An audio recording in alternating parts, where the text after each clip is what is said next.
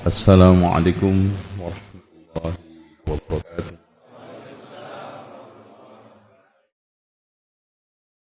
Innal hamdalillah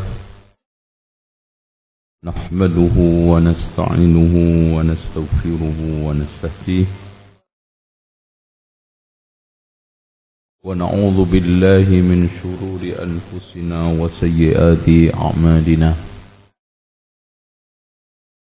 من يهده الله فلا مضل له ومن يضلل فلا هادي له أشهد أن لا إله إلا الله وحده لا شريك له وأن محمدا عبده ورسوله قال الله عز وجل يا أيها الناس اتقوا ربكم الذي خلقكم من نفس واحدة وخلق منها زوجها وبث منهما رجالا كثيرا ونساء واتقوا الله الذي تساءلون به والأرحام إن الله كان عليكم رقيبا وقال تبارك وتعالى يا أيها الذين آمنوا اتقوا الله حق تقاته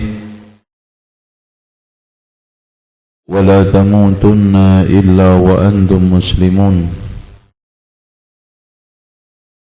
وقال تبارك وتعالى يا أيها الذين آمنوا اتقوا الله وقولوا قولا سديدا يصلح لكم أعمالكم ويغفر لكم ذنوبكم ومن يطع الله ورسوله فقد فاز فوزا عظيما فإن خير الحديث كتاب الله وخير الهدي هدي محمد صلى الله عليه وسلم وشر الأمور محدثاتها وكل محدثة بدعة وكل بدعة ضلالة وكل ضلالة في النار. Bapak Ibu, saudaraku seiman dan seislam, alhamdulillah pagi hari ini mendung, jadi enggak panas. Kalau ini enggak mendung, sumpek panas, Masya Allah.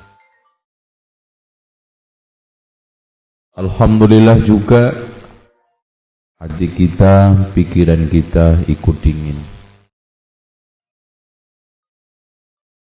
Tolong dimatikan. Tunggu minum dulu. Ini kopi enak bang. Ini saya ingat nenek dulu bikinnya begini, persis kopi kampung.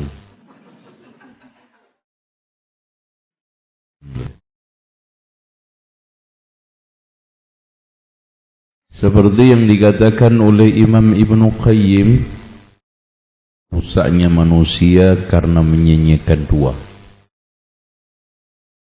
menyanyiakan hati dan menyanyiakan waktu. Menyanyiakan hati membuahkan sikap lalai. Menyanyiakan waktu akan mengikuti hawa nafsu. Dikumpulkan oleh Allah dalam satu ayat. وَلَا تُطِعْ مَنْ أَغْفَلْنَا قَلْبَهُ عَنْ ذِكْرِنَا وَاتَّبَعَ هَوَاهُ وَكَانَ أَمْرُهُ فُرُطًا.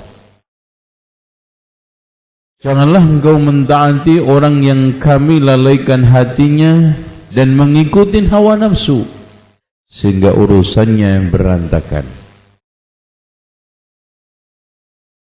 Untuk merawat hati dengan ilmu, untuk merawat waktu dengan amal. Artinya kalau hati ini kita makmurkan dengan ilmu, waktu kita makmurkan dengan amal, dahsyat. Berpadulah ilmu dengan amal, maka menjadi din yang kuat. Itulah yang dikatakan oleh Allah, huwallazi arsala rasulahu bil huda. Yang dimaksudkan, kata Imam Ibn Taimiyah, ilmu yang bermanfaat, wa dinul haq, yaitu amal soleh, liyudhirahu ala ad-dini kullihi walau karihal kafirun. Kalau orang itu sudah memiliki ilmu cukup, amal soleh menghiasi dirinya, pada gilirannya apa saja yang dilakukan akan membuahkan satu kebaikan dan energi yang sangat dahsyat, termasuk nyari duit, termasuk cari ma'isyah. Inilah yang menjadi bahasan kita. Kenapa sekarang banyak orang cenderung menghalalkan segala cara, membabi buta, takut miskin.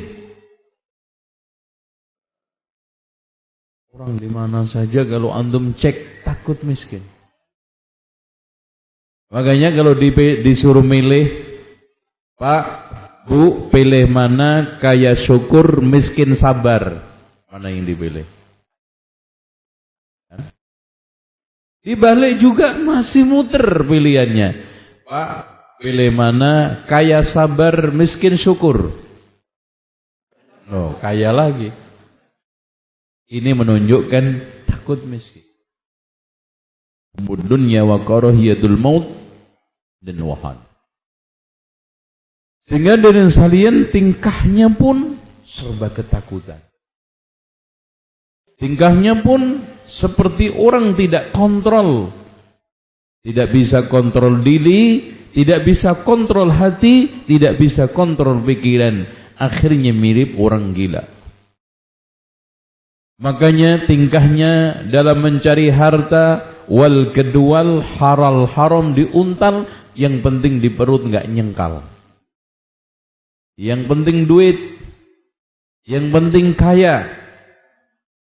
Padahal hadirin sekalian, kita masuk ke bab yang pertama, bahaya fitnah harta sekarang.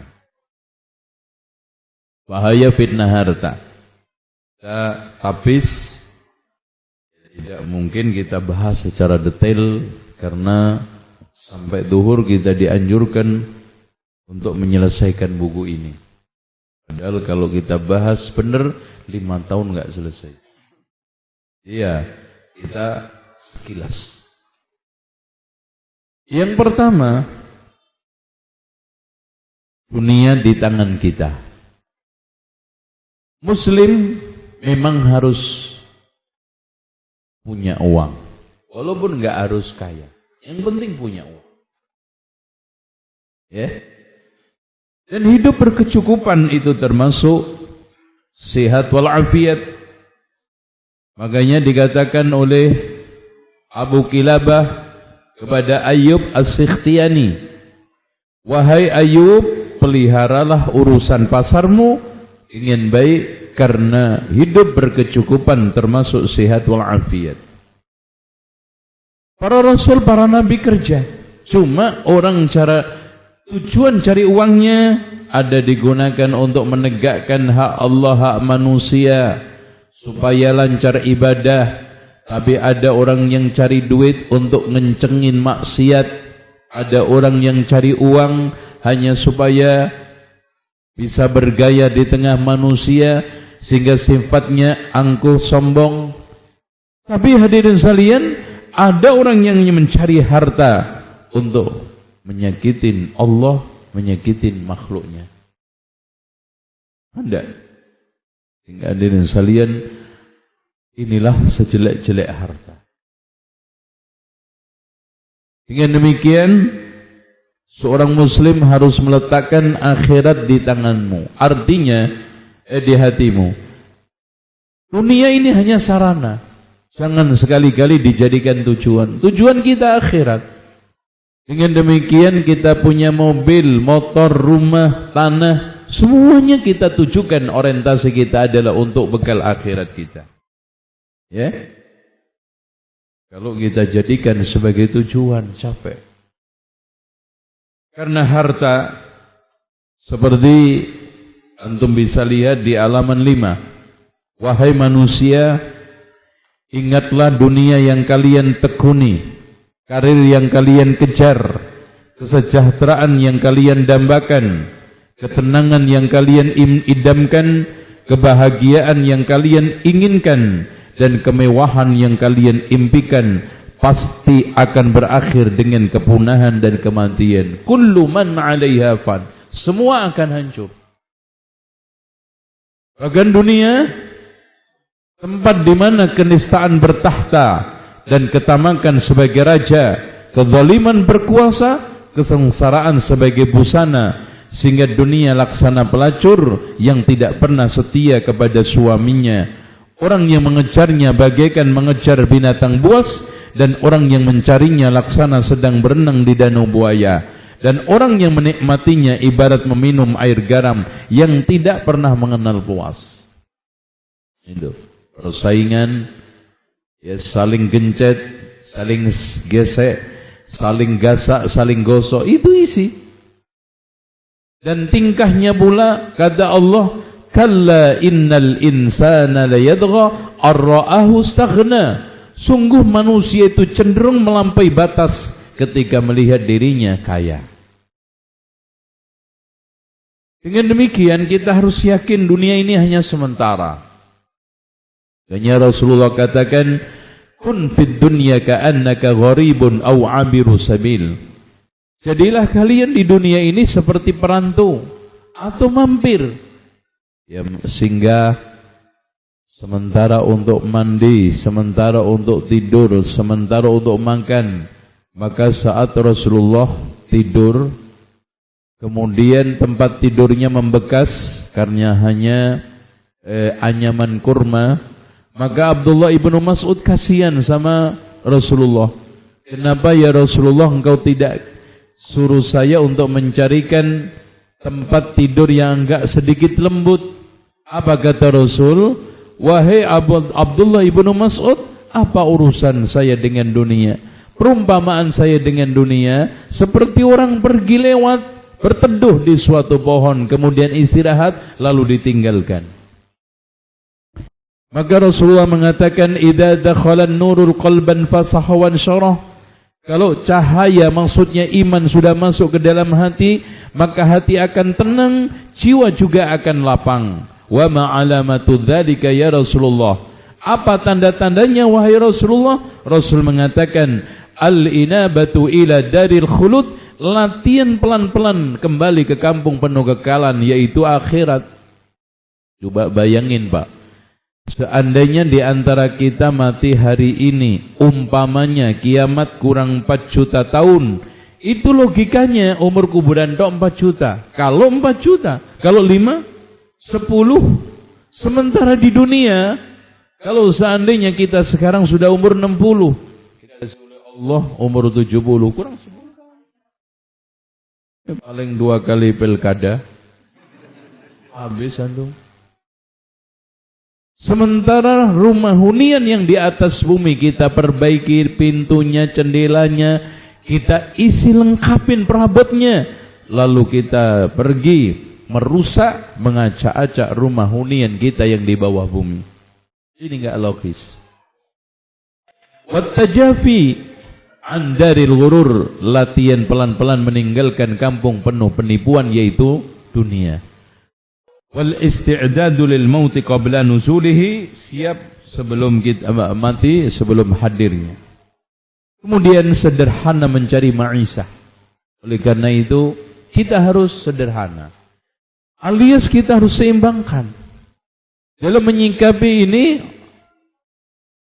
para ulama menjelaskan iyyaka na'budu wa iyyaka nasta'in. Ada orang yang iyyaka na'budunya kuat, alias ibadahnya kuat, wa iyyaka nasta'innya juga kuat. Inilah para rasul, para nabi, dan nanti kita akan bahas di dalam etika mencari harta. Tapi ada orang yang iyyaka na'budunya kuat, wa iyyaka nasta'innya lemah usahanya. Ya, Masya Allah, duhanya tidak pernah lewat, tahajudnya rajin, ke masjidnya rajin, tapi kerjanya malesnya setengah mati. Ini juga enggak benar. Ada orang yang iyyaka na'budunya lemah, wa iyyaka nasta'innya kuat. Ini bedanya dengan kerbau sama keledai sedikit. Alias soal masalah dunia hebat, soal masalah kaitannya hitung-hitungan bisnis hebat, tapi masalahnya kata Rasul, innallaha yubghidu kulla ja'dhariyyin jawad. Allah itu benci orang yang dungu lagi kasar. Sakhabin bil aswaq, suka teriak-teriak di pasar. Jifanin bil laili, bangkai pada waktu malam hari. Wahimarin bin nahar, keledai di siang hari. Wa alimin bi amri dunya, sangat alim dalam masalah urusan dunia. Wa jahilin bi amril akhirah, sangat bodoh dalam masalah urusan akhirat. Sampai saking bodohnya, saking gak ngertinya. Subhanallah Pak, Quran itu berapa juz gak ngerti. Kunjungan ke suatu pesantren yatim piatu, nanyain murid. Adik semua hafal Al-Quran? Iya Bu, Masya Allah. Dapat tinggi nih. Adik ini hafal berapa juz? Masya Allah. 10 Bu. Yang ini 15. Yang ini berapa? 25. Nah ini 30 Bu. Kurang berapa juz lagi? Subhanallah. Gayanya tanya. Kurang berapa juz? Masya Allah. Tambah Taurat sama Injil. Sama ini persis. Nanya, sholat Jumat itu kapan Pak? Hari apa Pak? Hari apa? Jahil. Ada orang yang lebih parah lagi, iyyaka na'budunya lemah, wa iyyaka nasta'innya lemah. Ini manusia buangan. Amanah enggak ada, profesional juga enggak ada. Dengan demikian Allah menegaskan, laisa 'alaikum junahun an tabtaghu fadlan min rabbikum fa idza afadtum min arafatin fadhkurullaha 'indal masy'aril haram. Maksudnya Allah melegalkan, membolehkan kita haji sambil cari ma'isyah. Tapi juga harus kita jaga ibadah, keseimbangan. Ada orang yang berdoa, mengangkat tangan tinggi-tinggi, kemudian mengatakan, Ya Rabb, Ya Rabb. Ya. Akhirnya Abah hadirin sekalian, ditolak karena makanannya haram, minumannya haram, dan juga pakaiannya haram, darah-darah dagingnya tumbuh dari yang haram.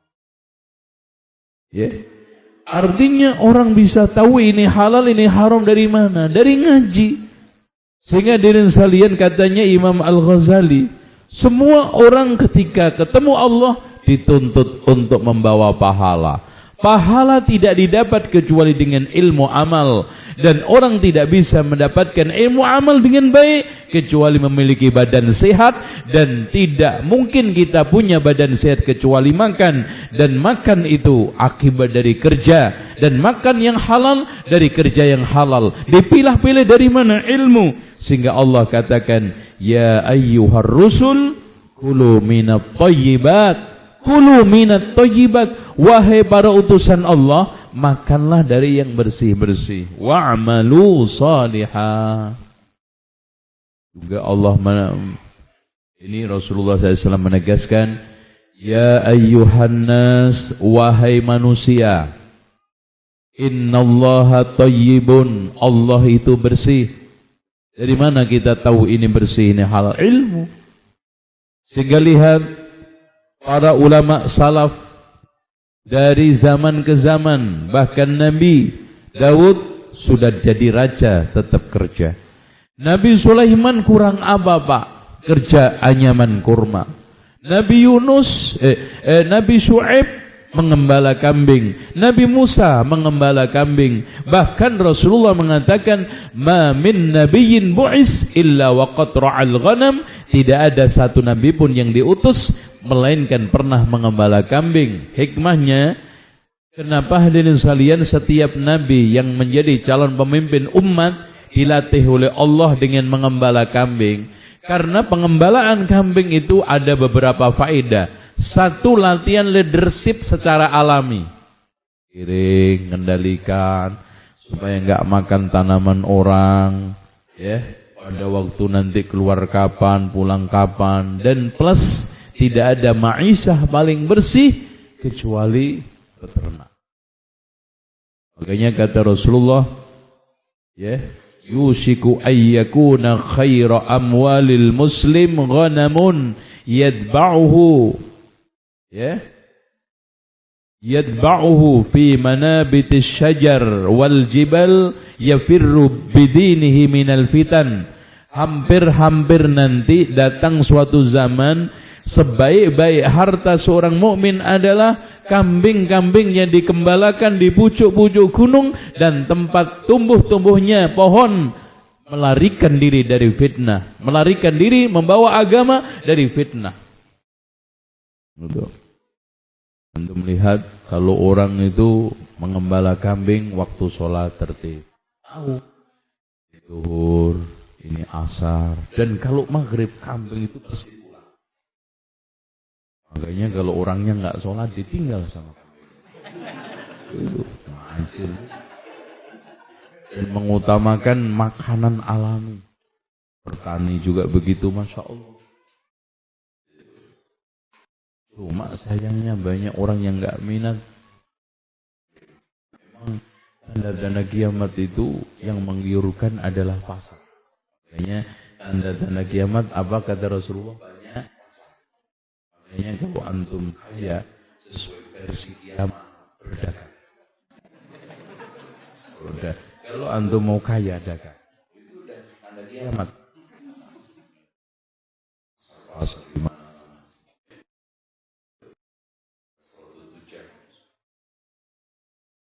Bahkan lagi perempuan bertani, berkebun, bersih. Karena 90% usahanya Allah. Usaha itu cuma 10. Ya, tanah milik siapa? Allah. Hujan milik siapa? Allah. Yang ninggiin padi siapa? Antum yang ngototin tiap 5 cm. Yang ngisi padi siapa? Yang warna tomat siapa? Yang ngasih isi durian. Allah itu Maha Rahman. Antum nanam kelengkeng satu dikasih makannya sama Allah. Coba kalau Allah adil, kelengkeng satu balik satu. Di satu dibalikin satu. Enggak. Ini kan lempar satu, saya balikin satu. Salahnya tanah sari. Durian satu, kasih tadi jadi pohon satu. Mangga satu. Itu pun di atas. Ditonton aja itu. Subhanallah, satu pohon itu bisa 5 karung. Dimintai Allah 10 aja. Subhanallah. Khuliqal insan idza massahul khairu manu'a.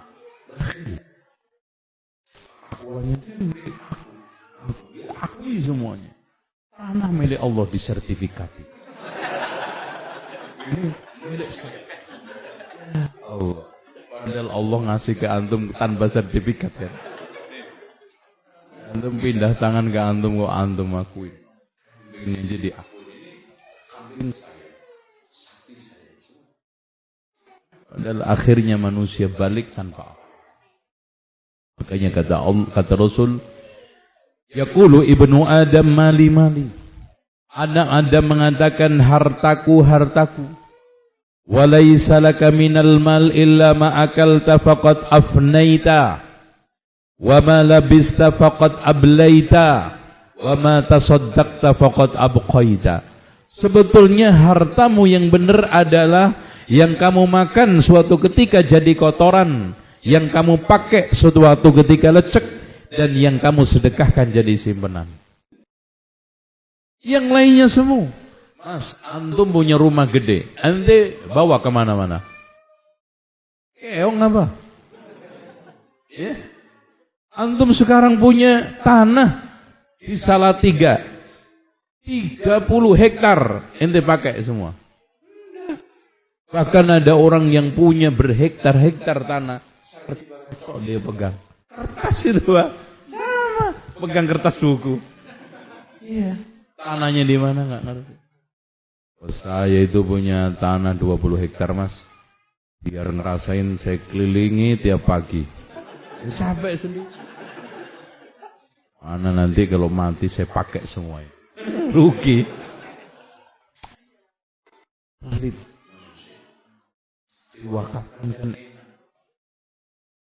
Wa ma tasaddaqta faqad abqaita, simpenan. Ya. Dan tanda-tanda kiamat itu orang itu pelit kebaikan, dermawan keburukan. Keluarin harta untuk maksiat syahwat lancar. Gambar Soekarno harta keluar. Giliran untuk dakwah pesantren, subhanallah, yang keluar paling banter gambar pedang Patimura. Antum lihat aja kodak masjid itu Pak. Banyak pedangnya. Kodak 10 itu pedang kabeh. Mau perang apa masalah? Itu paling bener Imam Bonjol itu. Itu favorit di masjid. Kadang ditegar, Mas, antum ini kok infak nggak pernah gede gimana? Iya Pak. Saya itu kalau infak gede itu nggak ikhlas. Kalau kecil-kecil begini ikhlas.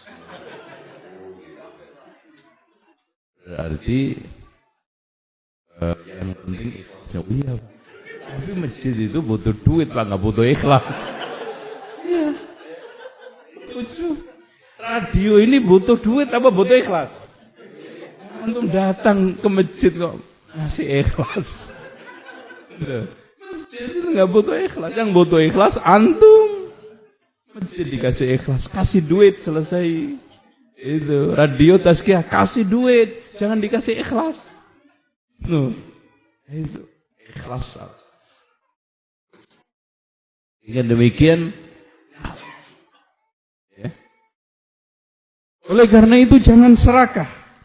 Serakah itu hadirin sekalian, tama itu diibaratkan oleh Rasulullah, madi'bani ja'i'ani ursila ila ghanamin bi'afsad lahuma min khirsil mar'i 'alal mal wasyaraf lidini.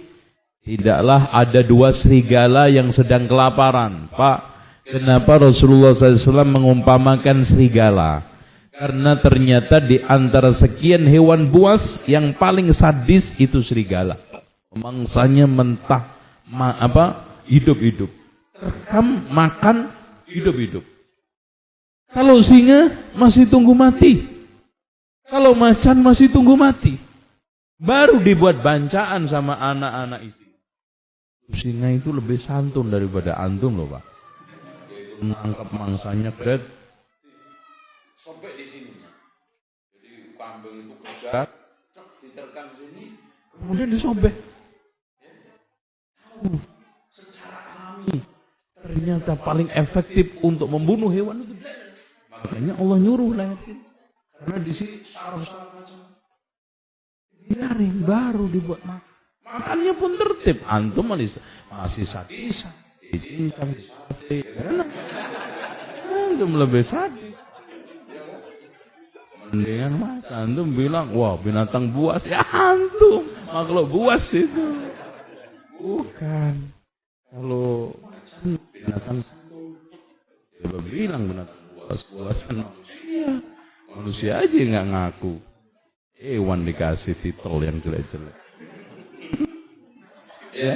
Di sini Rasulullah mengatakan tidak ada dua serigala yang sedang kelaparan dilepas ke dalam satu kambing masih lebih dahsyat orang yang gila harta, ambisi kedudukan, mengorbankan agamanya.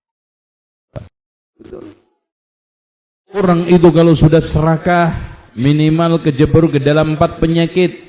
1, dia akan zalim cenderungnya. Kemudian yang kedua pelit, yang ketiganya bodoh, yang keempatnya pengecut. Ini penyakit turunan serakah. Orang itu kalau serakah pasti zalim, pasti pelit, pasti bodoh, pasti pengecut. Sehingga diantara para ulama mengatakan, jika kamu bertanya kepada serakah, kalau dia bisa menjawab, siapa orang tuamu wahai serakah, dia akan menjawab, tidak percaya terhadap takdir. Kemudian apa profesimu? Mencari kehinaan. Lalu apa tujuan akhirmu? Tertahan dari harapan. Rata-rata orang itu kalau serakah, enggak percaya takdir, hina, yang diharap-harap itu malah enggak kena. Sehingga dari sekalian harus kita hentikan sikap itu. Manusia itu rata-rata enggak pernah puas. Ya. Dulu katanya rumah kontrak menghayal, ya Allah, seandainya saya punya rumah sendiri kecil aja udah seneng. Udah dikasih, masih juga ya Allah. Kalau seandainya bisa nambah 2 pintu ke atas saja ya Allah. Untuk tahajud opo. Itu buat tangkringan ayam ya. Gitu. Setelah dikasih masih, ya Allah kalau seandainya bisa nambah 5 pintu kontrakan aja ya Allah.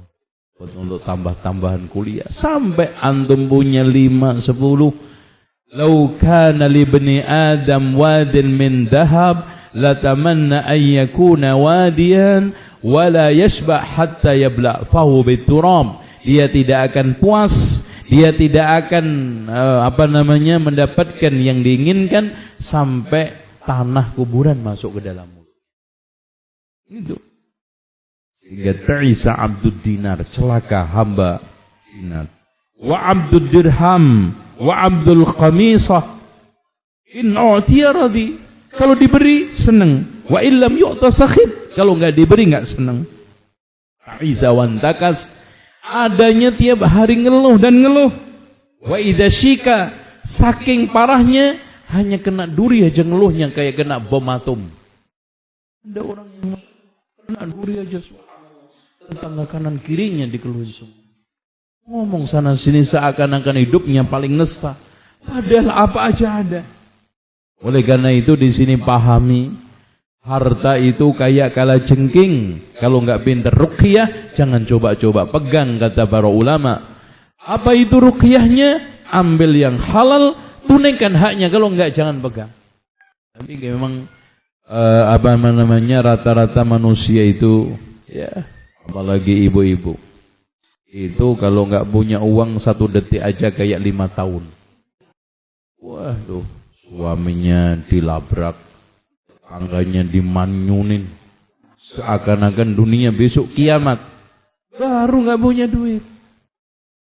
Padahal hadirin sekalian, alhamdulillah kadang-kadang rumahnya lengkap perabotnya, pakainya masya Allah. 3 pintu almari, bilang ya Allah mbak, saya itu nggak pernah dikasih pakai nama suami, beli sendiri mbak. Iya, duitnya ngambil dari suami. Itu. Padahal lengkap. Ini manusia. Padahal hadirin sekalian, harta itu pertanyaannya 2 kan, dari mana dan dikemanakan. Makanya di sini harus hati-hati. Apalagi hisab harta itu, masya Allah ya. Lebih tajam, lebih berat. Oleh karena itu saya simpulkan di bab yang pertama ini begini. Carilah harta, jangan malas, jangan menjadi beban orang, jangan minta-minta. Karena bekerja itu termasuk ibadah. Tapi seimbangkan antara mencari ilmu, mencari harta. Seperti salafun saleh, Abu Bakar kaya raya, tapi enggak pernah absen dari majelisnya Rasulullah. Perang mana yang enggak pernah diikuti Abu Bakar? Subhanallah. Perang mana yang tidak pernah diikuti oleh Umar? Perang mana yang tidak diikuti oleh Abdurrahman bin Auf? Sementara beliau ini kaya raya. Ngaji enggak pernah absen itu Umar. Bahkan kalau absen pesan sama tetangganya, nanti kalau kamu mendapatkan ilmu dari Rasulullah, sampaikan ke saya, karena saya sibuk ini dan itu. Sampai jadi khalifah pun tetap yang dipegang adalah ilmu, yang dipegang adalah agama. Itu. Kemudian hadirin sekalian, tidak ada Sebetulnya dibenci harta itu dengan sendirinya. Yang dibenci adalah sikapnya. Cara-carinya menghalalkan segala cara. Setelah dapat sombong tidak ditunaikan haknya itu. Intinya secara sendirinya harta itu tidak dibenci. Makanya sering saya definisikan zuhud ialah, qanaah ialah terima apa adanya, pemberian dari Allah, yang penting halal walaupun 20 miliar. Daripada 20 juta haram, mana yang lebih baik? Antum kalau ditawarin orang, Mas, ini 20 juta haram sama 20 miliar halal, antum pilih mana? Waras antum. Jadi tidak benar zuhud itu benci harta. Sehingga para ulama menegaskan zuhud itu bukan menghindar dari fasilitas hidup yang nikmat. Ada gandum empuk milih yang kasar. Ada kain yang lembut, yaitu katun, pilih yang nilon kasar. Tapi zuhud ialah, katanya Yunus ibnu Abi Maisarah, kamu sikapin ketika mendapatkan nikmat syukur, musibah sabar. Pujian, cacian kau sikapi sama. Dan yang ketiga, ketika kamu mendapatkan musibah, harapan pahala di akhirat lebih kamu tunggu daripada musibah itu. Nikmat rasanya musibah. Contoh gini, mobil antum hilang, bukan saya. Contohnya antum. Umpama, mudah-mudahan milik saya enggak. Subhanallah, antum mobilnya umpamanya Avanza. Ya, kena. Ya. 135 juta, Pak. Kalau antum orientasinya akhirat, coba. Kalau saya sekaligus infak 135, ini bakal enggak keturutan seumur hidup. Kalau enggak dikemplang maling kayak gitu. Alhamdulillah, akhirat. Alhamdulillah, terima kasih maling, kamu mengajari saya infak. Akhirat antum, alhamdulillah, nggak ada sedihnya. Apalagi antum punya prinsip ketika Rasulullah SAW mengatakan ihris ala ma yanfa'uk, berusahalah mencari apa yang bermanfaat dalam hidupmu. Wasta'in billah wala ta'jas, wa in asabaka syai', kalau kamu tertimpa musibah, wala taqul law anni fa'altu kadza lakana kadza walakin qul qadarallah wa ma syaa fa'al. Katakan ini takdir Allah, yang dikehendaki pasti terjadi. Nanti pasti diganti Allah. Dicari-cari juga, kalau memang sudah qadar roh bukan milik saya, enggak akan balik. Ya Allah, ana udah punya simpanan di akhirat 135 juta kali 700. Kemana aja senang. Alhamdulillah Mas, anak kemarin dapat simpanan baru. Itu mobil saya Avanza itu diambil maling. Diambil maling, iya Pak, dicolong maksudnya, iya. Tapi kalau antum orientasinya nggak ada itu, 20 juta pun nyesek. Coba, hidayah begini buat pulakan emping dapat berapa tuh? Itu aja dia ngenat. Coba kalau buat kerupuk, dapat berapa karung? Orang itu tiap sujud nyumpain nama maling. Nggak ketemu, nyesek sendiri. Itu makanya ada sekalian, itu ketika kita punya persepsi seperti itu, masya Allah. Ya. Selanjutnya, etika mencari harta, meneladani para utusan Allah. Saya katakan tadi, ma ba'asallahu nabiyyan illa wa qad ra'al ghanam. Tidaklah ada satu nabi pun yang diutus Allah melainkan pernah mengembala kambing. Bahkan Nabi Idris, tukang jahit, membuat mantel. Nabi Sulaiman alaihissalam bikin anyaman terbuat dari kurma.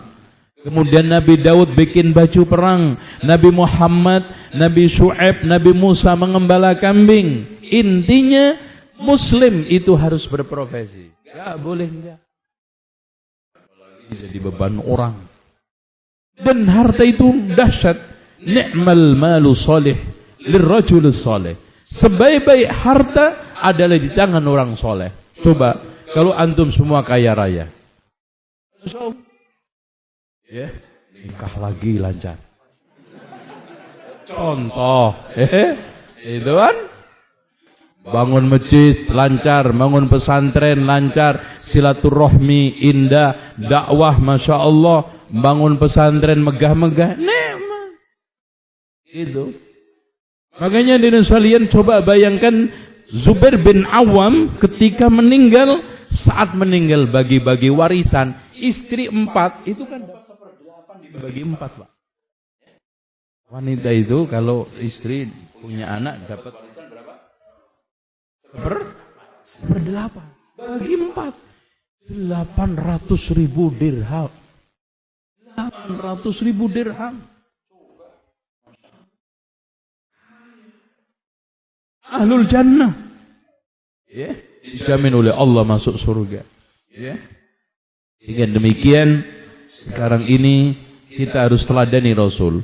Rasul di dalam mencari harta gigih, pantang menyerah, tidak minta-minta. Bahkan Rasul menggambarkan uletnya para nabi, para rasul dan mukmin harusnya dalam mencari harta seperti burung. Lau annakum tatawakkaluna 'ala Allahi haqqa tawakkuli la razaqakum kama yarzuqut tayr yaghdu himasa wa yaruhu bitana. Seandainya kalian bertawakal kepada Allah dengan sebenar-benarnya tawakal, kalian akan diberikan rezeki oleh Allah seperti burung pergi perutnya kosong pulang kenyang. Pak, antum lihat kenapa Rasul mengumpamakan burung, bukan kebo, bukan sapi, bukan hewan lain. Ternyata dari sekian gambaran cari ma'isyah dan nampak sikap tawakal itu di burung. Coba bayangkan antum lihat ikhtiarnya ngepakkan sayap, bukan hanya kaki.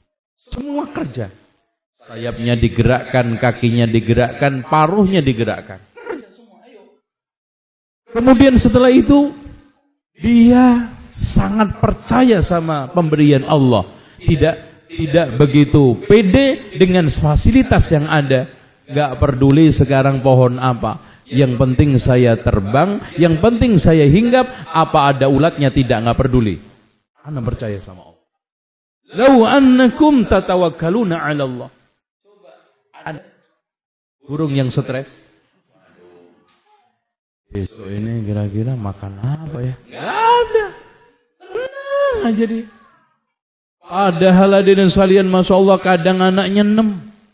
Apalagi si ayam itu. Udah ditinggal sama jantannya, kasih telur 16.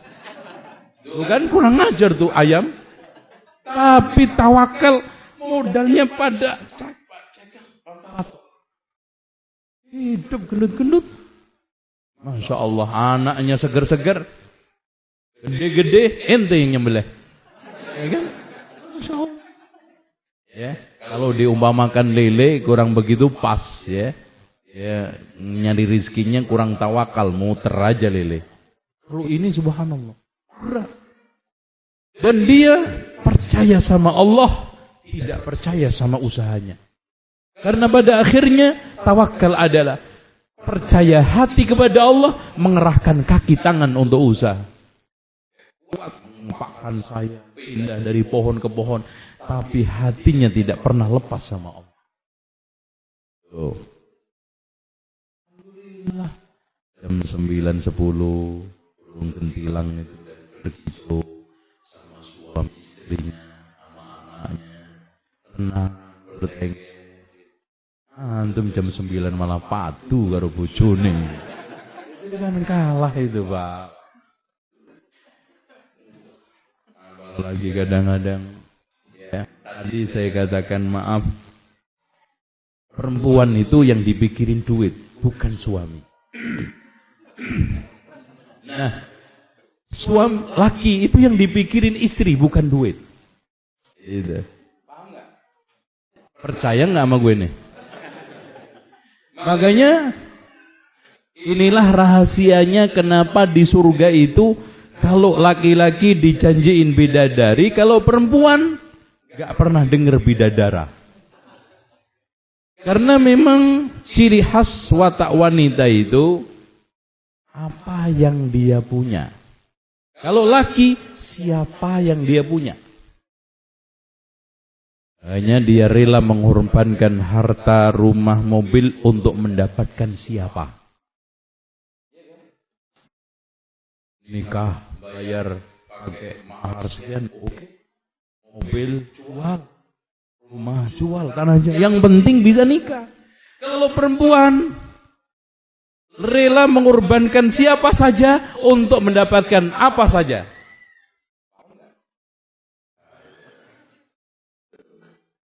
Makanya kalau nggak punya uang dikit aja ngomel aja. Sampai kadang-kadang suaminya itu Masya Allah udah kurus kering. Jadi seperti itu hadirin sekalian. Kalau soal masalah kaitannya seperti itu, disinilah pentingnya mental istri itu ditempa. Ya, tidak selalu materi sehingga gampang diajak dakwah, dianggap gampang diajak untuk ngaji, pikirannya bukan sekarang ganti-ganti pakaian. Kadang-kadang maaf, sebagian ibu-ibu mendahulukan gaya daripada pola. HP aja minta yang mahal, keren. Padahal fungsi HP cuma 3, telepon, SMS, foto-fotoan. Keren-keren. Kadang pakaiannya nyetel, pakaian putih, sandalnya putih, pakaian biru, sandalnya biru, pakaian hitam, sandalnya hitam, pakaian batik, sandalnya repot. Ya. Enggak kulit macan. Itu. Ada tetangga ganti motor, meter, itu iri, beli mobil berarti nyesek, itu bangun rumah, pingsan. Materi. Makanya di sini didoktrin istri itu harus qanaah. Istri Rasulullah SAW 9 itu 2 bulan berturut-turut, kata Aisyah, di rumah kami itu hanya ada aswadain, kurma sama air. Kenapa hadirin sekalian? Kehidupan istri Rasulullah, rumah tangga Rasulullah itu tenang karena nggak ada WhatsApp. WA nggak ada. Dan di sini kadang-kadang Masya Allah, ibu-ibu itu kalau udah main WhatsApp, lupa istri, suami, ngadenin kopi aja sambil nerima HP. Bukain pintu sambil nerima HP, mentelengi WhatsApp sampai berjam-jam, anaknya dibiarkan, suaminya nggak keurus, masak nggak keurus, tuh karya WhatsApp.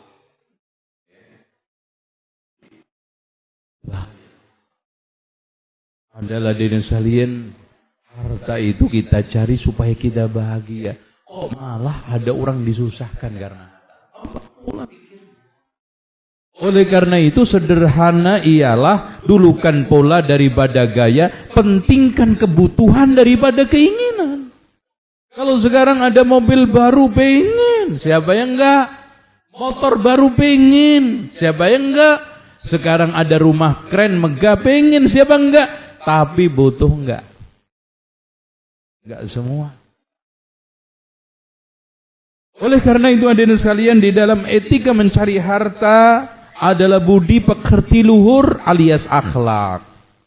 Hadirin sekalian, akhlak di dalam mencari harta, di dalam menyikapi harta ini harus kita miliki. Intinya husnul khuluqi namaun. Baiknya akhlak itu merupakan kemujuran, wasu'ul khuluqi su'mun, dan juga buruknya akhlak ini adalah sial. Ya. Di dalam kita masalah pinjam meminjam, mengembalikan harta, menagih, memberi pinjaman, meminta pinjaman, kemudian utang piutang, ini diselesaikan semua sesuai dengan akhlak Islam. Bekerja itu juga amanah profesional akhlak Islam. Maaf, di antara kita ini masih belum nyunah dalam mencari harta, dalam bekerja. Maaf, di antara kita sudah nyunah, alhamdulillah, bagus sholatnya, sesuai dengan sunnah. Cara berpakaian sesuai dengan sunnah, bahkan makannya sesuai dengan sunnah. Tapi nyari duitnya, muamalahnya, kerjanya masih belum sesuai dengan sunnah. Tuh. Kadang-kadang gali lubang, tutup lubang. Lebih parah lagi, gali lubang, tutupnya lupa. Akhirnya utangnya keleleran di mana-mana, nggak pernah dipikirin. Bahaya. Dengan demikian pegang akhlak kita sebagai majikan, akhlak kita sebagai karyawan, akhlak kita di kantor. Seandainya bekerja yang perusahaan milik muslim beda dengan non muslim, akhlak. Coba hadirin sekalian, Ali bin Abi Thalib kerja kok nanam pohon kurma di orang Yahudi. Ada orang Yahudi juga kerja di rumahnya Rasulullah. Semuanya kenapa berjalan normal? Karena akhlak mulia yang diterapkan. Dan akhlak itu ada tiga kan? Ada tiga. Yang Rasul kumpulkan di dalam satu hadis, ittaqillaha haitsu ma kunta. Bertakwalah kamu kepada Allah di mana saja kamu berada. Akhlak seorang hamba kepada Allah. Wa abbi sayyiatil hasanati tamhuha. Ikutilah setiap keburukan dengan kebaikan. Akhlak seseorang terhadap diri sendiri. Wa khaliqin nas bi khuluqin hasan. Pergaulilah orang dengan pergaulan yang baik. Akhlak manusia sesama manusia. Contoh kecil, Pak. Maaf. Banyak teman-teman kita loh yang sudah ngaji, kalau ada barang laris pasti ditiru. Akhlak Islam. Terutama produk herbal, Masya Allah. Yang laris pasti ditiru. Akhlak enggak itu? Ya yang bikin juga enggak ada izin. Akhlak enggak itu? Padahal hadirin sekalian, minimal kalau kita itu bikin produk yang masuk ke perut manusia, ada label halalnya, ada izin POM-nya. Ditanya ada sebagian ikhwan, Mas ini izinnya mana? Udah diizinin sama Allah tuh, bismillah. Terus POM, ya insya Allah lah halal. Dan yang lucu, ngeracik obat-obatan itu kayak racikan jamu gendong. Asal oplos udek, nanti hasilnya apa? Ngentut lancar. Akhirnya dari sekalian etika nggak ada. Saya tanya kepada antum semua, jangan-jangan di sini ada? Jangan-jangan ya. Mudah-mudahan nggak ada. Banyak di antara kita pakai software komputer bajakan. Halal apa haram? Yang kenceng jawab. Nah, haram. Gimana hadirin sekalian Anda bisa menghalalkan walaupun itu orang kafir? Kaidah mana? Kita halalkan harta. Mas, sekarang saya kasih perumpamaan gini. Seandainya Bill Gates yang punya software Microsoft datang ke sini, ente ambil sepatunya boleh enggak? Wah, saya ambil aja. Halal enggak? Enggak. Pertanyaannya, mahalan mana software yang antum curi dengan sekarang ini sepatunya dia. Sepatu hilang beli lagi. Software ini dia bikin pakai proses. Makanya di penerbit saya, di travel saya enggak ada satupun yang bacakan. Ya, itu beli normal. Rumah nggak ada, minimal sudah disiapkan loh Pak. Di sana ada paket home, jadi ada Microsoft untuk rumah. Bagaimana sekarang harganya 1 juta, antum beli Di pasar 25, bahkan 15. Bahkan kadang-kadang ngopi dari bajakan milik temennya. Gratis berarti. Itu. Loh, enggak mikir sampai di situ. Sementara antum nikmati hasilnya. Tuh kan? Kenapa antum anggap biasa? Karena sudah enggak ada yang negur, ini sudah lama terjadi, udah dianggapnya enggak dosa. Padahal dosa besar. Makan harta orang lain secara haram. Padahal Allah mengatakan, ya ayyuhalladzina amanu la ta'kulu amwalakum bainakum bil batin. Di sinilah kita harus tekuni usaha halal. Nah ini halal itu prosesnya, hasilnya, terus kemudian modalnya. Jadi sekarang modalnya halal, prosesnya halal, hasilnya halal. Ibaratnya inputnya halal, prosesnya halal, outputnya juga halal. Anak antum pengen pinter, soleh-soleha, kasih komputer sopirnya bacakan, lucu. Ya, kampret iya. Soleh dari mana? Antum didik sejak kecil, anak antum dengan pendidikan yang tidak benar apa? Antum biasakan dengan nyolong. Tuh. Hindarkan. Ya memang susah. Memang kita nggak bisa kalau mau bikin sendiri. Seandainya antum balik, kalau antum punya usaha itu dan modalnya yakin Pak, ratusan miliar bahkan triliun, kemudian dicolong orang, rela nggak antum? Loh, yang antum jangankan punya dasar, antum sekarang punya hak karya IT yang hanya sekedar umpamanya pengamanan security. Saya punya software untuk mengamankan security, keluar masuk kantor ini orang terdetek. Tahu-tahu diadop orang, diambil orang, dikopi orang tanpa izin. Marah nggak antum?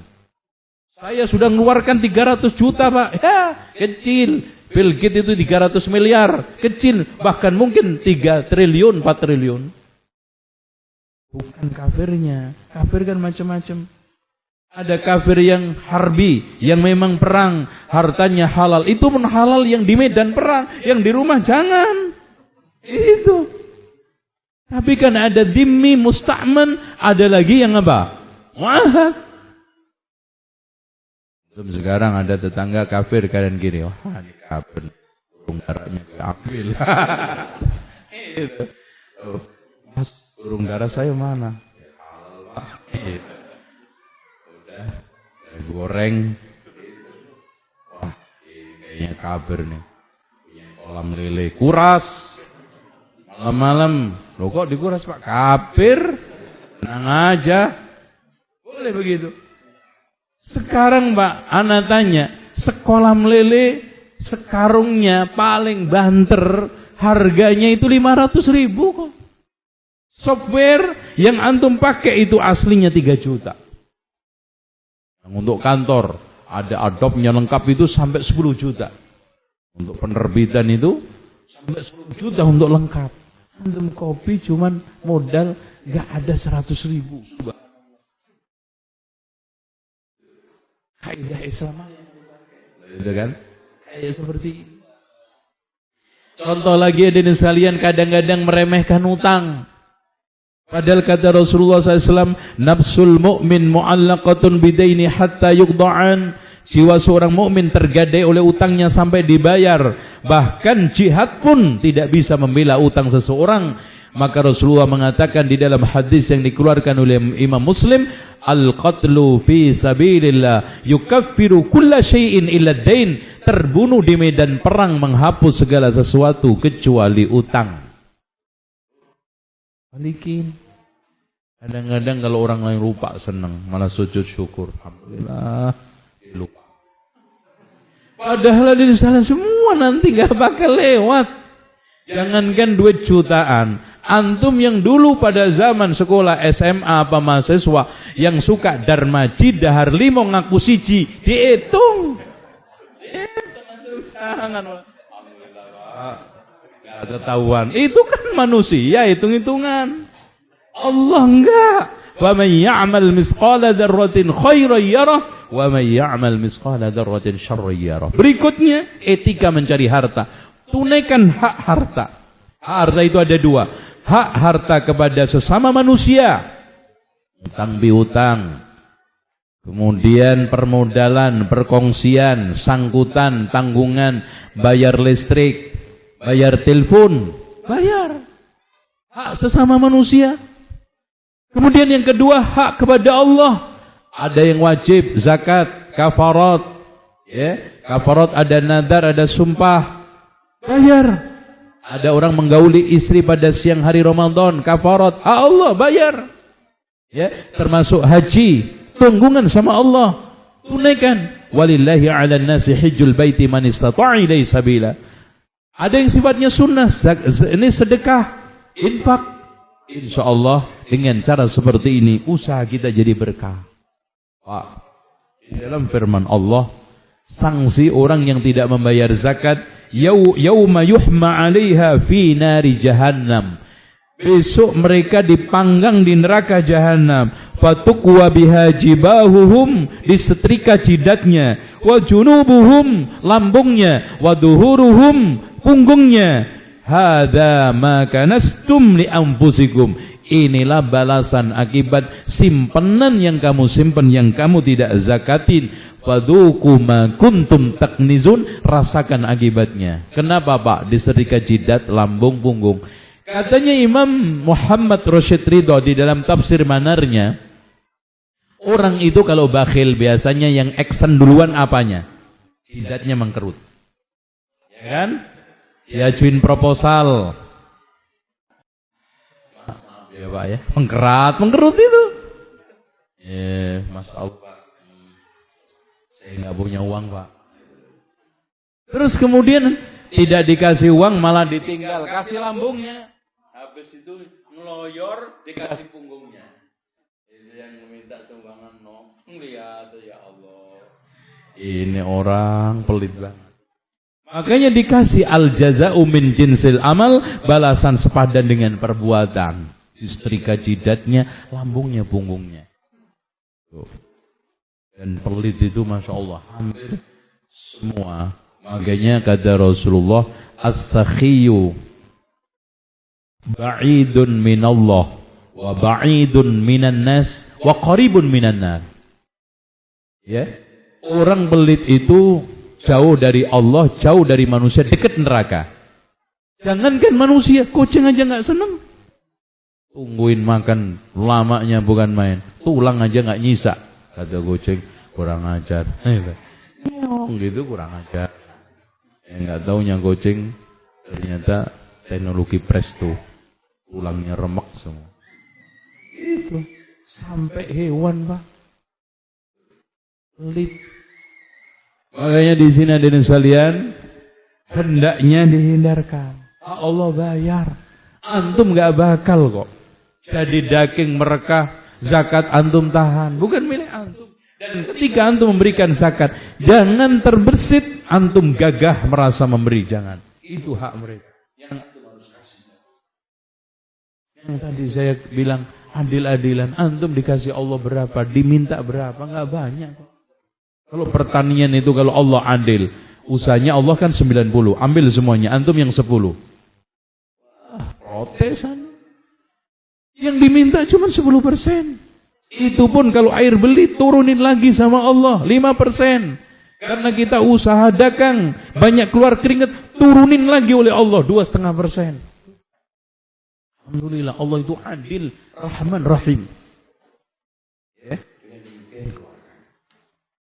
Selanjutnya dan sekalian, man dalladhi yuqridullaha qardan hasanan fayudha'ifahu lahu ad'afan katsira. Siapa yang ingin memberikan pinjaman kepada Allah dengan pinjaman yang baik, yang akan diberikan oleh Allah kembalian berlipat ganda. Makanya Pak, ketika Rasulullah SAW membacakan ayat ini, Abu Dardah mendengar, ya Rasulullah, apa benar Allah mencari pinjaman kepada kita? Iya wahai Abu Dardah, kalau memang begitu ya Rasulullah, kebun kurma saya yang isinya 600 batang saya pinjamkan untuk Allah. Pulang Pak, Anak istrinya suruh keluar. Wahai Ummu Dahdah, wahai Dahdah, keluar dari rumah dan kebun ini. Karena ini sudah saya tukar dengan surga yang ada nanti di akhirat. Apa kata istrinya yang begitu mulia? Sungguh sangat beruntung dagangan ini. Sungguh sangat beruntung dagangan ini. Kalau istri antum ngomel-ngomel. Itu istri yang solihah. Dukung kebaikan, menopang jihad, perjuangan dan kebaikan.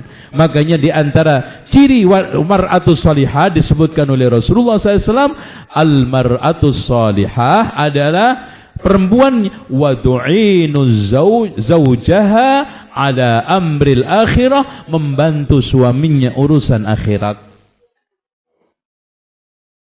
Selanjutnya, hindarin praktek riba. Mas, tidak akan bakal ada untungnya walaupun nampak untung orang yang bermuamalah dengan riba. Yang Allah katakan, ya ayyuhalladzina amanu taqullaha wa daru ma baqiya minar riba in kuntum mu'minin. Wahai orang-orang yang beriman, bertakwalah kepada Allah, tinggalkan sisa-sisa. Berarti koret-koretan sekecil apapun, nggak ada istilah riba kalau sedikit halal, kalau banyak haram. Dan Rasulullah memasukkan ke dalam istanibus sab'al mubiqat, hindari 7 yang menghancurkan, dosa yang menghancurkan. Di antaranya apa? Riba.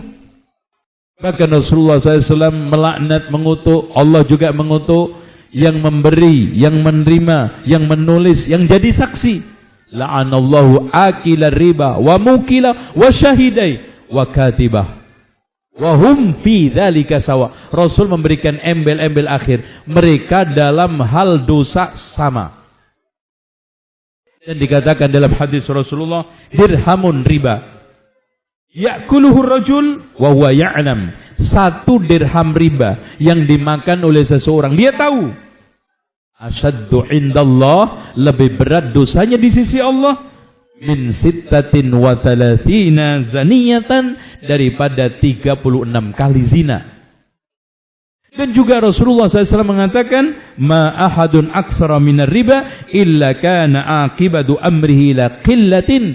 Tidaklah ada orang memperbanyak bermuamalah riba, pada akhirnya nanti akan sedikit. Dan ma dhahara fi qaumin az-zina war riba, tidaklah merajalela zina dan riba dalam suatu kaum illa ahallu bi anfusihim, melainkan telah menghalalkan pada dirinya iqaballah azza wajal, sanksi Allah.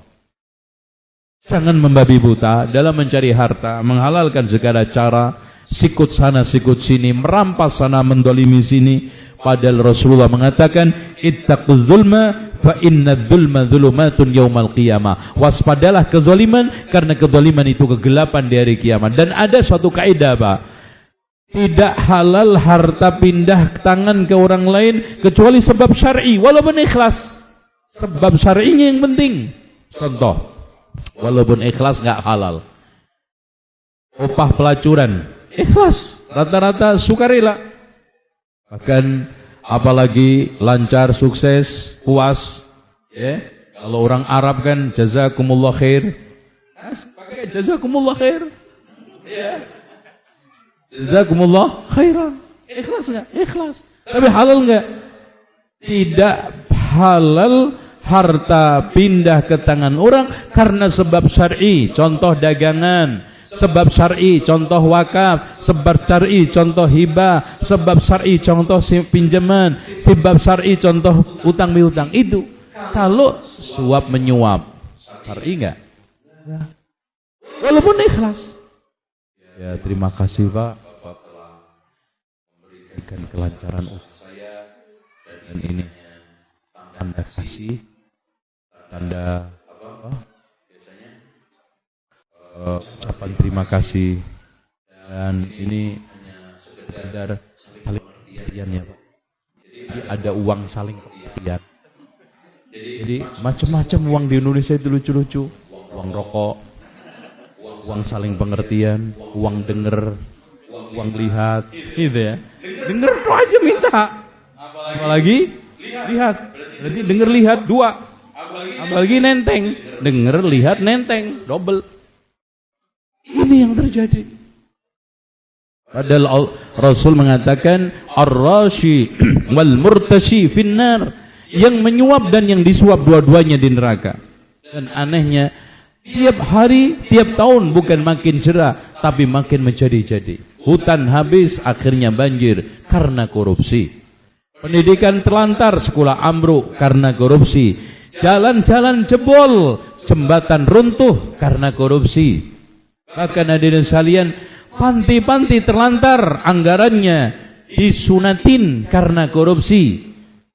Bukankah Rasulullah SAW mengatakan, khamsun idzab tulibtum bihinna wa'udzu billahi an tudrikuhunna, ada 5 bencana yang pasti akan menimpa kalian. Saya berlindung kepada Allah supaya kalian tidak menemuinya. Ketika itu yang diajak bicara adalah sahabat.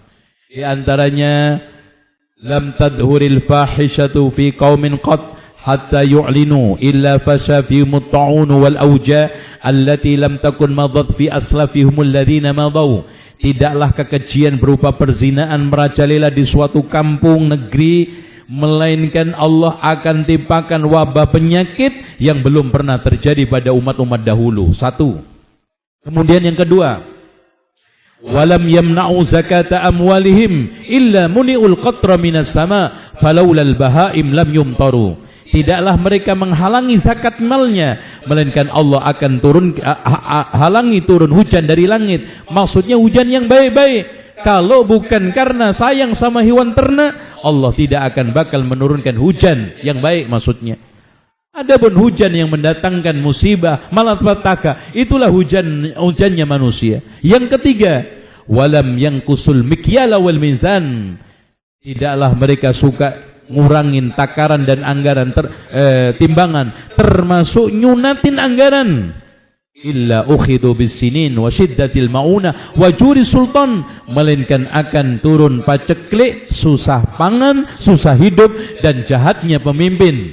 Allahu akbar. Dan yang keempat, walam yanqudu ahdallahi wa rasulihi illa sallatallahu alaihim aduwan min ghairihim wa akhadu ba'da ma indahum. Tidaklah mereka melanggar janji Allah, janji Rasul, melainkan Allah akan berikan suatu bencana, yaitu didatangkan musuh-musuh penjajah dari luar mereka dan merampas sebagian harta mereka.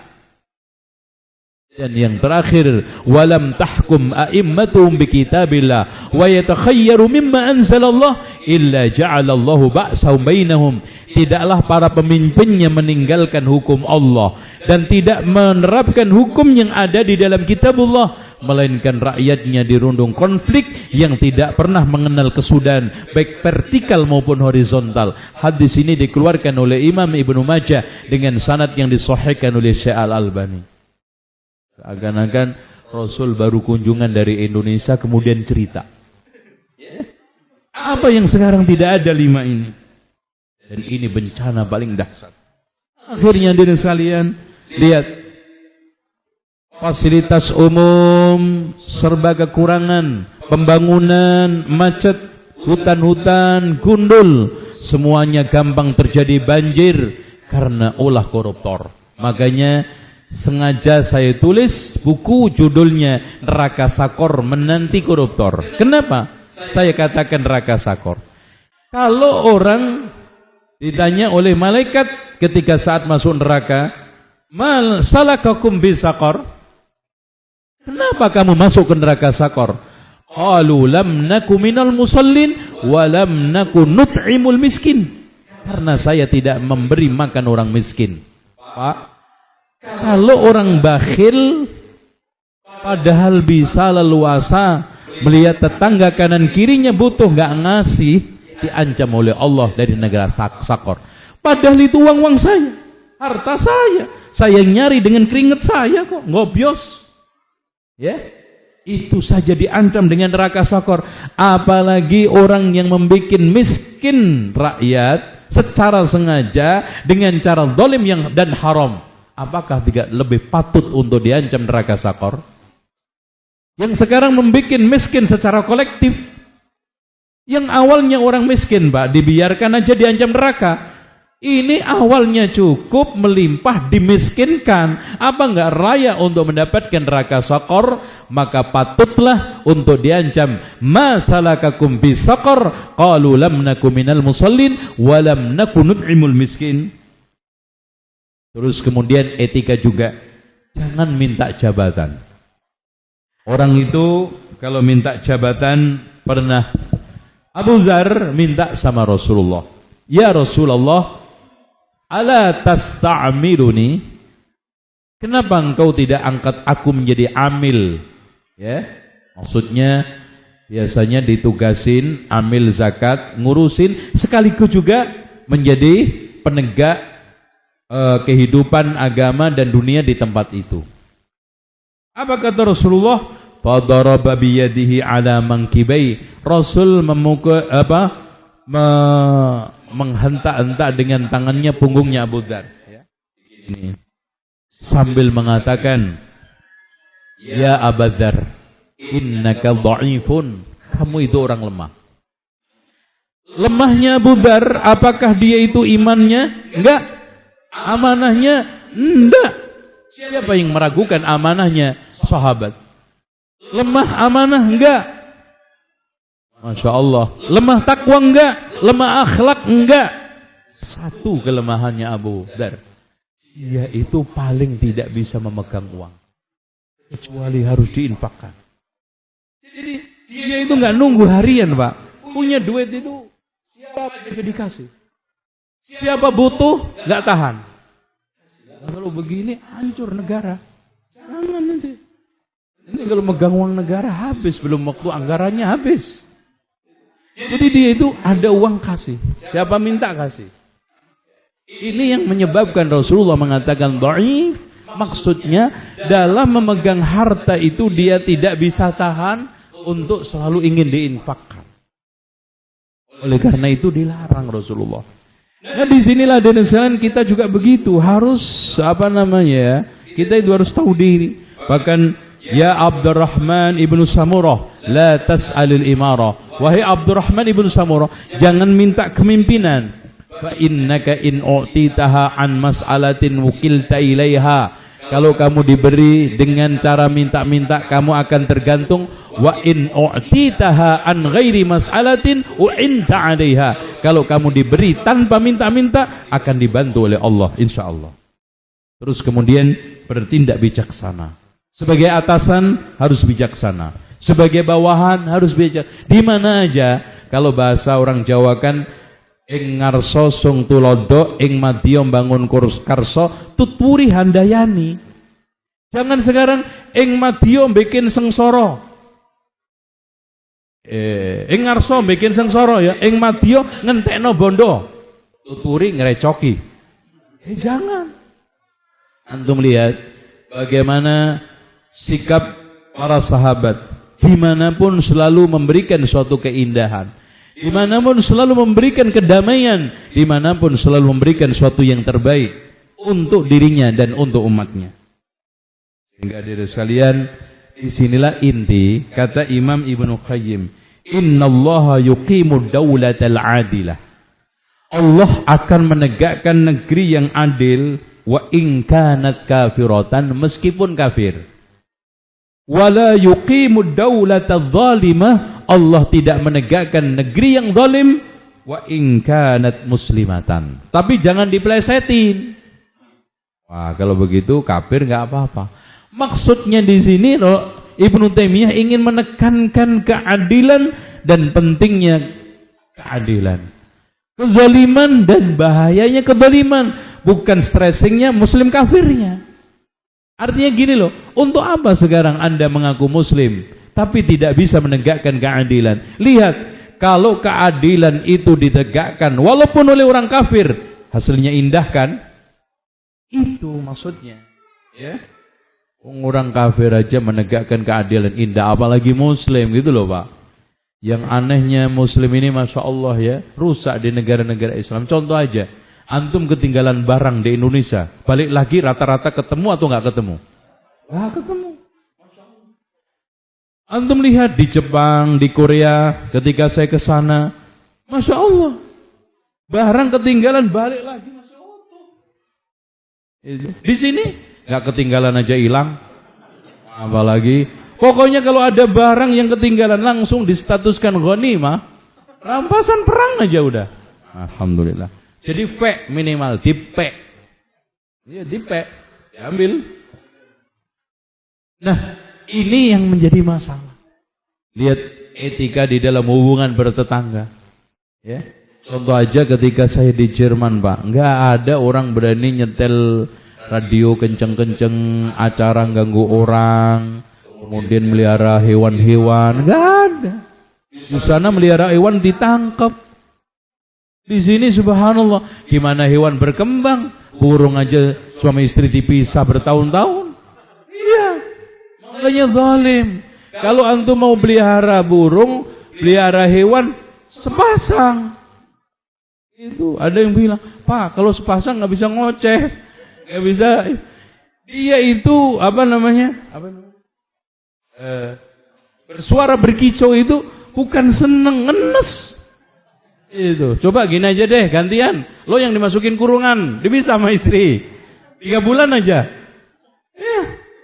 Antum tega-teganya. Itu makanya hewan ini punah di Indonesia. Sekarang burung dipisahin semua. Kapan nelurnya? Itu. Kalau enggak gitu digoreng, habis. Anak cucu kita nanti taunya cuman apa? Film karton sama gambar. Itu. Sekarang aja anak-anak kita udah enggak tahu kok di sekitar kita burung. Dulu Masya Allah, kecil itu burung macam-macam, hewan macam. Contoh hadirin sekalian, dosa-dosa sosial kan enggak jadi perhatian kita. Contoh ngadakan acara, undangan, jalan raya, kasih drum, kasih polisi tidur, nggak boleh, ya. Jalan itu nggak boleh kasih polisi tidur. Bahkan saya katakan dimanapun bikin polisi tidur nggak standar, itu dosa besar sosial. Pertama dosanya menghina polisi, tidur terus. Ayo. Polisi udah kerja susah-susah ente katain tidur aja. Kemudian yang kedua, berapa banyak orang nyungsep di situ. Orang jatuh di situ, kita biarkan. Itu banyak di kita itu ketimpangan. Contoh aja yang kadang-kadang segelintir orang merusak tanaman, merusak pohon, yang longsor kena semua, yang banjir kena semua. Itu. Sebetulnya hadirin sekalian, alam ini kalau dipelihara sesuai dengan apa adanya, insya Allah nggak ada banjir. Wong Rasulullah ketika memohon doa istisqa apa? Allahumma hawalaina wala alaina, Allahumma alal akami wadhirab wal awdiyah wa manabidis syajar. Ya Allah, arahkanlah hujan itu di sekitar kami, tidak di atas kami. Arahkanlah hujan itu di tempat gunung, bukit, ya, lembah, terus kemudian bendungan, lalu tempat tumbuh-tumbuhnya pohon. Berarti kalau masih ada 4 ini, insya Allah nggak banjir. Subhanallah. Walaupun Rasulullah itu bukan ahli lingkungan hidup, tapi ngerti berdasarkan wahyu. Ternyata untuk mengantisipasi banjir, hidupkan 4. Bukit gunung pertahankan 1. Ya, lembah-lembah berarti serapan. Terus kemudian audiyah adalah wadi-wadi, yaitu bendungan-bendungan. Wa manabidis syajar, tumbuhnya pohon. Bukan hanya hutan. Hutan gondol untuk apa? Manabidis syajar. Selesai. Ada gunung, ada resapan, ada bendungan, ada pohon. Selesai. Ini dihabisin manusia. Coba bantaran Sungai Ciliwung. Dari Bogor segini, nyampe Jakarta segini. Ya banjir. Dan air itu jujur banget. Lewat, mbah saya dulu lewat di sini, gitu dia. Ya saya lewat terus, turun-temurun. Dulu jalan saya ini, nggak ada. Polisi aja nggak bisa mengarahkan jangan lewat sini, nggak bisa itu air. Mbah saya dulu lewat sini, lewat gitu. Diarahkan bablas rumahnya, diterabas. Nah kita rusak.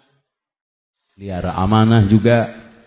Di kantor, pelihara amanah, pegangin duit, pelihara amanah.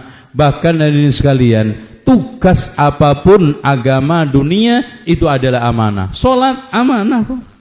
Antum sekarang kenapa rukuk sujud baca? Walaupun gak ada yang ngontrol, karena saya pandang amanah.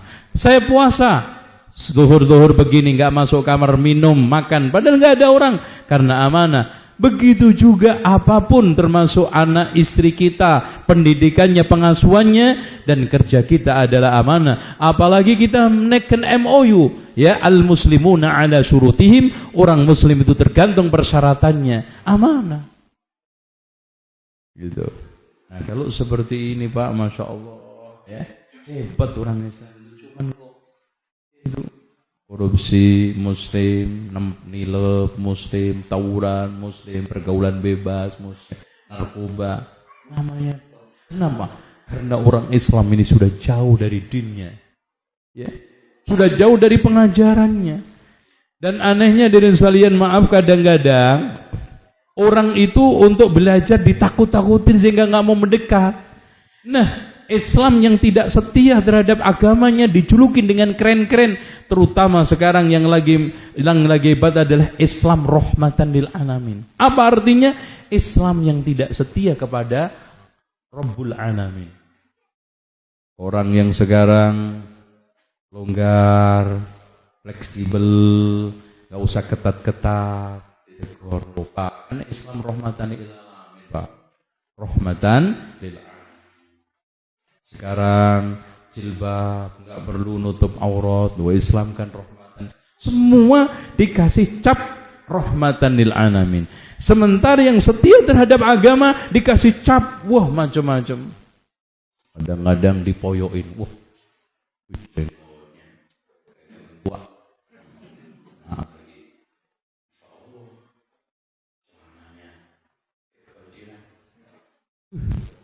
Perempuannya kayak Batman, ganteng-ganteng semua. Nah, inilah hadirin sekalian yang terjadi.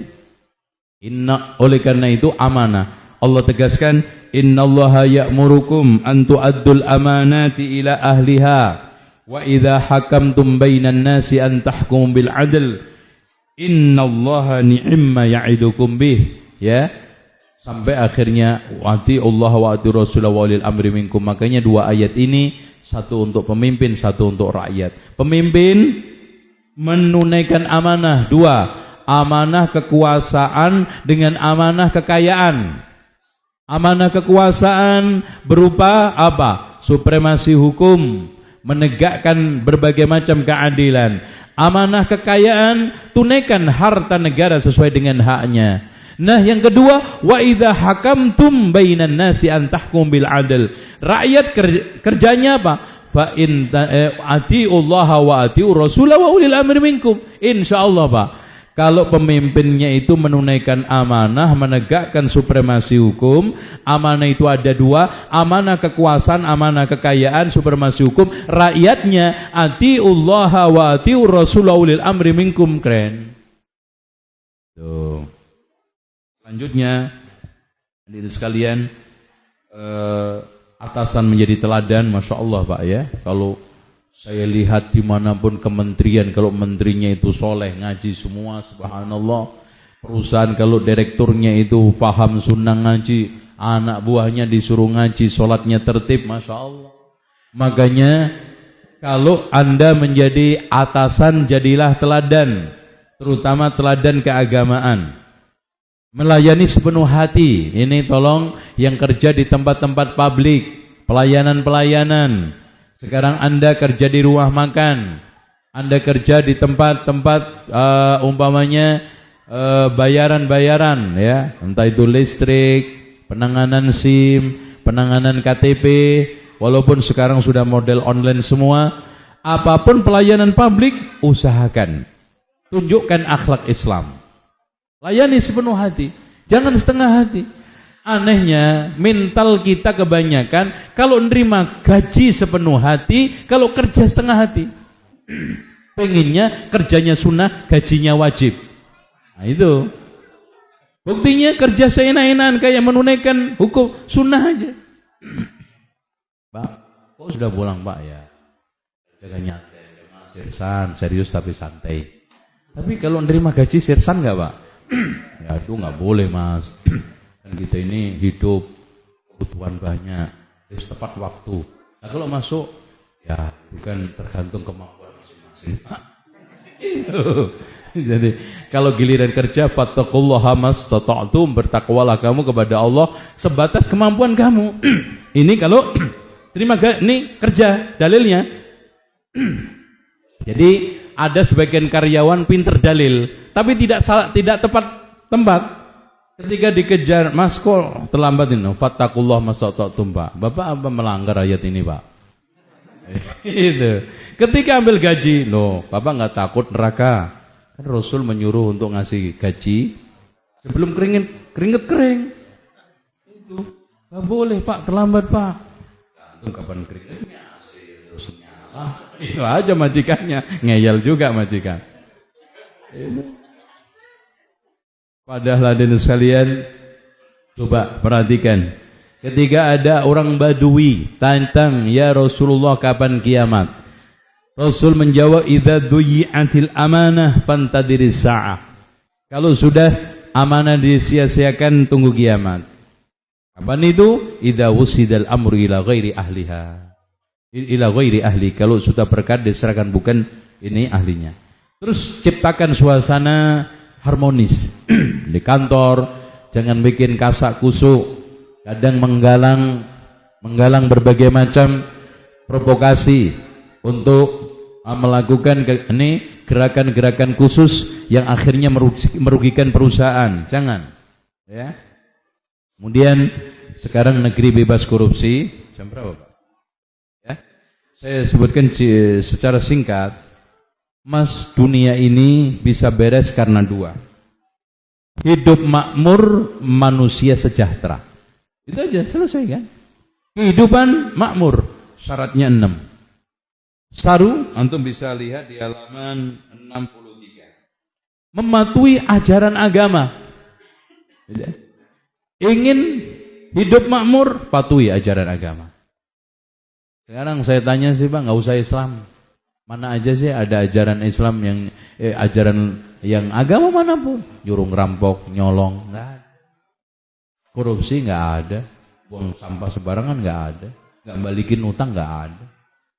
Apalagi Islam, Masya Allah, yang ajarannya lengkap, indah, dan agama. Kenapa? Karena dengan agama itu syubhat terkikis, syahwat terkendalikan. Dengan demikian, insya Allah hidup akan terkontrol. 2, pemimpin yang berwibawa. Karena dengan sekalian, pemimpin itu pengendali. Bahkan dikatakan oleh Rasulullah SAW, wa innallaha la yu'ayyidu hadzal din birrajulil fajir. Allah itu terkadang menopang agamanya dengan pemimpin yang jahat. Sehingga Ibnul Munir mengatakan, letak pendalian hadis ini adalah jangan sampai ada khayalan jika ada seorang pemimpin yang membela Islam tetapi tidak adil, dianggap tidak bermanfaat bagi agama yang agama ini, ya, sehingga membelot. Bahkan kata beliau, khayalan tersebut tertolak oleh nas ini bahwa Allah akan menguatkan agama dengan seorang yang jahat karena kejahatannya hanya untuk merusak dirinya. Sementara jihad membela agama Islam itu untuk kepentingan umat. Jadi dari sini, dengan sekarang jeleknya pemimpin tidak membuat kita itu protes menurunkan. Dengan tidak suka, Rasulullah menganjurkan, man ra'a min amirihi syai'an yakrahu falyasbir. Jika di antara kalian melihat sesuatu yang tidak menyenangkan dari pemimpinnya, hendaknya bersabar. Kenapa? Karena Allah itu terkadang bisa saja memenangkan agama ini dengan pemimpin yang jahat. Makanya hormati pemimpin kayak apapun. Ketiga, keadilan yang merata. Insya Allah, kalau kehidupan ini ketiga, adil merata. Yang kaya, yang miskin, yang kuat, yang lemah.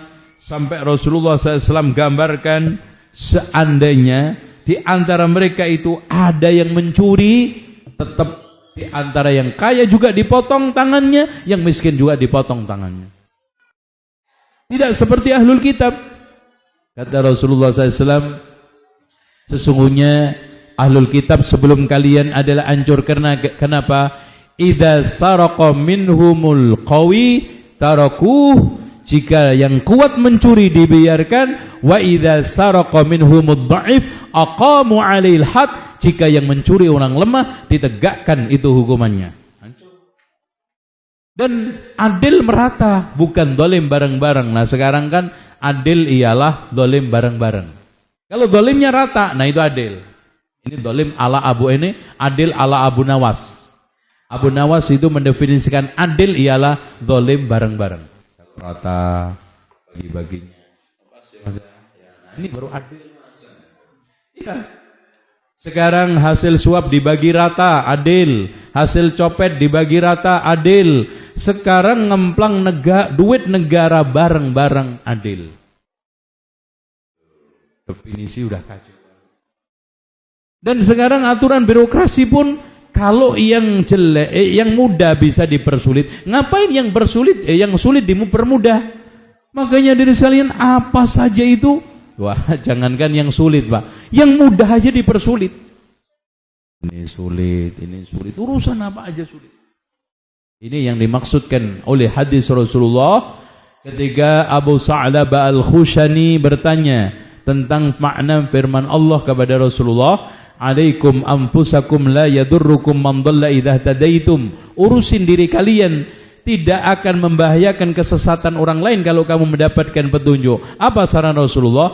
Balik tamiru bil ma'ruf wa tanahu 'anil munkar. Bahkan kalian harus terus amar ma'ruf nahi munkar hatta idza ra'aitum syuhan muta'a. Sampai kamu melihat bakhil yang ditaati. Yang tadi. Orang pelit susah mendapatkan hak. Wa hawan muttaba'an, hawa nafsu diikutin, wa dunyan mu'saratan, dunia diutamakan, wa ijabi di kulli ra'yin bi ra'yi, orang bangga dengan pendapatnya sendiri. Dan itu berentet, Pak. Orang itu kalau sudah bakhil ditaati, pasti hawa nafsu diikutin, dunia pasti diutamakan. Orang akhirnya enggak mau agama, maunya otaknya sendiri yang jadi panutan. Menurut sayanya. Keempat, terjaminnya keamanan. Alhamdulillah. Orang itu kalau adil pasti aman pasti tenang, tidur nyenyak. Makanya ketika Hurmuzan kunjungan ke Madinah menemukan Umar bin Khattab yang dalam hayalannya seorang pemimpin besar, khalifah besar, istananya pasti megah, hidupnya bermewah-mewah, dan di tempat suatu sarang yang dikitarin dengan berbagai macam bodyguard, pendamping serta pengawal yang ketat. Ternyata ditemukan dalam keadaan sedang tidur di bawah pohon kurma. Saking tertegunnya dia mengatakan, "Adilta wa aminta wa nimta ya Umar." Kamu telah berbuat adil, akhirnya aman, akhirnya nyenyak tidur wahai Umar. Itulah kenyataan. Dan hadirin sekalian, penyakit hidup itu cuma dua. Kalau enggak kelaparan, apa? Ketidakamanan. Makanya kalau kuncinya ibadah kepada Allah, tegakkan tauhid. Sehingga ketika Allah mengingatkan nikmat orang-orang Quraisy yang dulunya jahil, kemudian sekarang mendapatkan Islam, apa kata Allah? Li'ilafi Quraisyin ilafihim rihlatash shita'i was-sayf falyabudu rabb hadzal bait alladzi at'amahum min ju' wa amanahum min khauf. Alladzi at'amahum min ju' wa amanahum min khauf. Kenapa, Pak? Karena orang di dalam hidup bersosial itu jenisnya cuma dua. Kalau enggak kaya, miskin. Yang kaya butuh keamanan, yang miskin butuh aman dari lapar. Daraballahu masalan qaryatan kanat aminatan mutma'innatan ya'tiha rizquha ragadan min kulli makan fakafarat bi an'amillah fa'adzaqaha Allahu libasal ju'i wal khauf. Ketika mereka kufur, Allah timpakan pakaian kelaparan dan ketidakamanan. Yang miskin kelaparan, yang kaya ketakutan. Solusinya falya'bud rabb hadzal bait. Tauhid tegakkan, insyaallah beres. Dengan demikian aman itu munculnya dari adil, dan adil itu enggak mungkin ditegakkan kecuali dengan tauhid. Makanya dari salian kenapa Allah katakan inna syirka ladzulmun adzim, sesungguhnya kesyirikan itu kezaliman, karena memang puncak kezaliman itu syirik, puncak keadilan itu tauhid. Sehingga Allah katakan tadi, Allah merumpamakan sebuah negeri yang dulu gemah ripalo jinawi, tentrem totora harjo, kemudian hancur. Kenapa? Karena kufur terhadap ayat-ayat Allah. Dengan demikian Allah menggambarkan satu negeri yang gemah ripalo jinawi, kasih level apa? Baldatun tayyibatun wa rabbun ghafur. Bukan hanya baldatun tayyibatun wa rabbun ghafur. Karena agama, karena tauhid tertegakkan dengan baik. Makanya Pak, rahasianya enteng toh. Kenapa di zaman keluarnya Imam Mahdi, turunnya Nabi Isa nanti harta melimpah ruah, sampai orang menawarkan zakat dari pagi sampai sore nggak nemu yang terima. Kenapa? Karena adil. Mas, sekarang nggak usah tunggu Imam Mahdi. Sekarang ya, kalau sekarang adil, kemaksiatan nggak ada, harta dialokasikan pada tempatnya, kurang apa di kita ini? Masalahnya kan sekarang harta dibuang-buang untuk yang haram. Sekarang yang dialokasikan untuk narkoba berapa? Yang dialokasikan untuk buang-buang acara kemaksiatan berapa? Yang digunakan untuk pelacuran berapa? Yang dibuang untuk judi berapa? Kalau zaman Imam Mahdi nanti nggak ada narkoba, nggak ada judi, nggak ada korupsi. Subhanallah, nggak usah nunggu. Sekarang kalau seandainya tegak adil, kita ini kayaknya zakat sudah nggak perlu. Maksudnya nggak ada yang terima, nggak ada. Ya, fakir miskin itu nggak ada. Apa yang miskin Pak? Oh sekarang kayu apa yang dilempar nggak tumbuh? Benda apa yang nggak ada? Di angkasa, di daratan, di lautan, di dalam, semua penuh dengan kekayaan. Loh, kok hidup miskin, aneh loh. Selanjutnya, kemakmuran yang melimpah. Makmur itu gini, ada dua pilar. Makmur, modalnya ada, mengelolanya bisa. Itu makmur pasti. Orang itu kalau modalnya ada, ngelola nggak bisa, ya nggak makmur. Ada orang ngelola bisa, nggak punya modal juga nggak makmur. Sehingga makmur itu ibaratnya bahan bakunya ada, mengelolanya bisa. Makanya negeri Islam rata-rata dibikin itu Pak. Punya, nggak bisa ngelola. Ngelola, nggak punya. Contoh aja, kenapa bungkus kapsul itu harus diekspor dari luar negeri? Padahal bahannya itu gaplek dari Wonogiri. Lucu tuh. Kapsul. Masa nggak bisa bikin sendiri? Ada bahannya. Memang begitu. Gaya penjajahan zaman sekarang. Ya, supaya tidak bikin makmur, karena syaratnya makmur itu punya modal bisa mengelola atau punya bahan bisa mengelola. Nah ini dibikin kadang-kadang lucu. Kita disuruh ngelola nggak ada bahannya. Kita punya bahan nggak bisa ngelola. Itu. Contoh aja, kita disuruh ngelola garmen, bahannya dari luar negeri. Kita disuruh merakit mobil, bahannya dari luar negeri. Itu. Padahal besi ada. Apa yang nggak ada? Besi ada, bibit besi ada, nikel ada, stainless ada, apa aja. Ini akhirnya tidak makmur. Kemudian materi cukup, pokoknya cukup.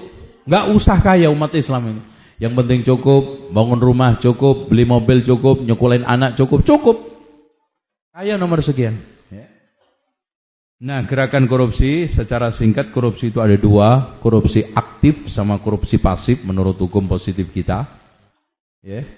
Sejarah korupsi di Indonesia, memang Indonesia ini sejak zaman Belanda itu sudah korupsi. Bahkan VOC dibubarkan oleh Belanda tahun 1796 karena VOC dilundung korupsi. Di mana-mana. Dia dibubarkan oleh Belanda. Dan subhanallah, sampai hari ini orang-orang di Eropa itu bagus-bagus Pak, tertib-tertib. Prancis itu nggak ada korupsi, suap menyuap. Setelah nyampe di Indonesia, korupsi juga. Buat Indonesia untuk sekolah korupsi. Jadi orang Belanda, orang Prancis, orang Inggris yang tinggal di Indonesia juga lambat laun akrab dengan suap menyuap. Enak juga. Pulang koruptor semua dia. Terlatih. Ya. Di sana itu Pak, Masya Allah. Pernah saya ketika di Jerman itu mendapatkan cerita. Ada istri hakim agung ditangkap di mall karena belanja pakai kendaraan dinas suaminya. Itu ditangkap. Karena ini kendaraan dinas, apalagi hakim, konsekuensinya besar. Dan di sini dibikin mudik, bangga lagi, dikawal. Hah, senang, keren. Kadang-kadang nyingkirin, minggir. Wah, saya udah pejabat tinggi, taruh sama orang kampung, update status, itu. Korupsi makin berkarat, betul, ya, semakin lama semakin berkarat. Kemudian kenapa terjadi korupsi? Sebabnya di sini saya jelaskan halaman 91, lemahnya semangat keagamaan dan menurunnya perangkat keimanan. Itu lihat aja, kalau orang itu nggak ngaji, lemah iman, udah gampang korupsi. Mengikuti keinginan syahwat, menuruti kelezatan dunia yang tidak pernah kenal habis. Ingin bangun ruko, habis, hotel, habis, terus. Gak pernah kenal puas. Makanya kalau antum lihat, kadang kakek-kakek udah tua, umur hampir 70 masih juga korupsi. Padahal kalau dia simpen sampai mati pun gak habis. Ternyata tadi memang pembelaan dan nepotisme terhadap keluarga. Anaknya takut miskin atau mungkin kekeluargaan adiknya, sehingga muncul korupsi. Memilih teman-teman buruk, pembisik-pembisik jahat, partner-partner yang culas, dan kroni-kroni yang korup, sehingga peluang korupsi terbuka lebar. Ini 5, menempatkan para pejabat dan petugas yang kurang ikhlas dalam pengabdian, kurang bertanggung jawab dalam pengembangan tugas, sehingga mereka banyak melakukan aji mumpung. Yang keenam, terpengaruh dengan gaya hidup yang glamor, ya, hidup keren, ya, belanjanya ke Sogo, sering ke mall, ganti-ganti mobil, rumah mewah, gedung, itu instan. Dengan cara-cara pragmatis, ya, jalan pintasnya korupsi. Kemudian mengubur tradisi korupsi yang tidak lain adalah dari kita, keluarga kita. Ya ayyuhalladzina amanu qu anfusakum wa ahlikum nar. Dari mulai kecil, Pak, kita disiplin masuk, jangan korupsi waktu. Makanya nanti kita akan jelaskan di sini, ya, korupsi perlu jihad. Rasulullah memerangi korupsi, akan diancam dengan ancaman yang berat di sini. Ya, hadayal umal gululun, setiap hadiah pekerja karena kerjaannya itu adalah korupsi. Bahkan nanti ada orang yang di mahsyar teriak-teriak, ya Rasulullah tolonglah saya. Di lehernya dikalungkan kambing, di lehernya dikalungkan sapi, unta, atau terdengar suara gemerincing dinar dirham. Kata Rasulullah, saya tidak bisa menolong kalian, sudah saya sampaikan kepada kalian. Bahkan Rasul mengatakan, inna syamlatal lati akhadha fi Khaybar lasta'alat alaihi naran. Sesungguhnya secarik kain yang dia curi dari perang Khaybar yang belum dibagi akan menyala api di neraka jahanam. Nah, serba-serbi korupsi, korupsi waktu, ini jaga dengan baik, ya. Mau sekolah, mau kantor, disiplin waktu. Kemudian yang selanjutnya hadirin sekalian, korupsi berjamaah. Di sini saya turunkan puisi dari Pak Taufik Ismail, cukup bagus. Jangan-jangan saya sendiri juga maling dengan L2. Penamaan koruptor sudah tidak menggigit lagi kini. Istilah korupsi sudah pudar dalam arti. Lebih baik kita memakai istilah maling.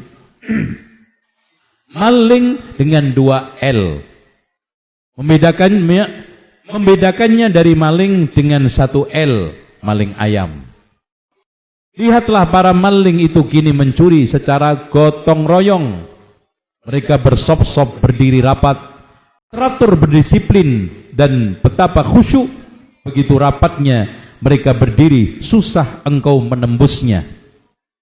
Begitu sistematik prosedurnya, tak mungkin engkau menyabotnya. Begitu khusyuknya, engkau kira mereka beribadah. Kemudian kita bertanya, mungkinkah ada maling yang istiqomah? Lihatlah jumlah mereka berpuluh tahun lamanya, membentang dari depan sampai belakang, melimpah dari atas sampai bawah, tambah merambah panjang deretan shaf jamaah. Jamaah ini lintas agama, lintas suku, lintas jenis kelamin. Bagaimana melawan maling yang mencuri dengan sistem gotong royong?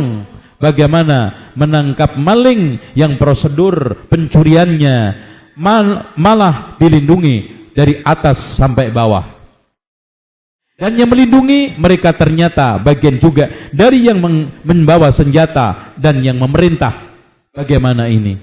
Tangan kiri jamaah ini menandatanganin disposisi MOU. Dan mar'ab tangan kanannya membuat yayasan beasiswa, asrama yatim piatu, dan sekolahan gratis. Kaki kiri jamaah ini melakukan studi banding, pemerasan, dan mengais-ngais upeti ke sana kemari. Kaki kanan bersedekah, pergi umroh, dan naik haji. Otak kirinya merancang prosentasi komisi pembelian, pembobolan bank, dan pemotongan anggaran. Otak kanannya berzakat harta, bertaubat nasuha, memohon ampunan Tuhan. Bahkan ikut acara-acara kerohanian. Bagaimana caranya melawan maling begini yang mencuri secara holopis kuntul baris? Barisannya kukuh seperti benteng keraton, tak mempan dihantam gempa dan banjir bandang. Malahan mereka juru tafsir peraturan dan merancang undang-undang penegak hukum sekaligus pengayom hukum berfungsi bergantian. Bagaimana caranya memproses hukum maling yang jumlahnya ratusan ribu, bahkan kini sudah jutaan? Cukup sudah membentuk negeri mini, meliputi mereka yang memegang kendali perintah, eksekutif, legislatif, yudikatif, dan dunia bisnis. Yang memegang pistol, yang mengendalikan meriam, yang berjas dan berdasi. Bagaimana caranya? Sudah. Berarti akhirnya bagaimana caranya? Berarti Pak Taufik Ismail nggak beri jawaban apa-apa. Karena memang buntu, sulit, dan semakin merambah mereka. Nah, gratifikasi pejabat negara, ya, bisa bentuk diskon. Karena saya seorang pejabat, beli di warungnya di diskon, gratifikasi. Karena sekarang saya pejabat, masuk ke suatu mall dipermudah, daftar ke universitas dipermudah, gratifikasi. Jadi gratifikasi itu macam-macam, termasuk pernah ada isu santer, gratifikasi seks. Ya, dikasih pelacur Perancis, pelacur Maroko, pelacur Afrika. Itu paling keren, pelacur Afrika. Kasih aja tuh Afrika. Riswah. Suap. Negeri yang paling bagus, negeri Indonesia, suap-suapan. Kalau Jepang sudah mandiri, nggak ada yang mau nyuap-nyuapan. Makan sendiri-sendiri. Kalau di Indonesia, apa aja disuapin, minta disuapin. Makanya negeri yang paling hebat Indonesia, suap-suapan aja. Bahkan kadang-kadang sudah lama jadi pejabat, minta disuapin. Pak, Bapak ini kan bukan anak kecil lagi. Ya.